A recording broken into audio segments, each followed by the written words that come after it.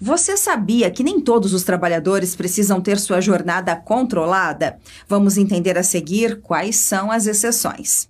Por conta da CLT, muitas empresas têm que controlar o horário dos funcionários, especialmente aquelas com mais de 20 colaboradores. Isso acontece porque a legislação estabelece limites para garantir o bem-estar do trabalhador. Contudo, nem todo mundo se encaixa nessa regra. Primeiro, temos os empregados que exercem atividades externas incompatíveis com a fixação de horário. Isso significa que se você está sempre na rua, seu horário pode ser mais flexível.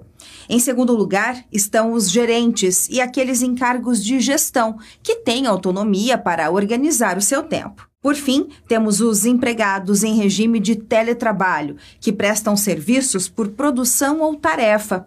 Para eles, o foco é no resultado e não no tempo gasto.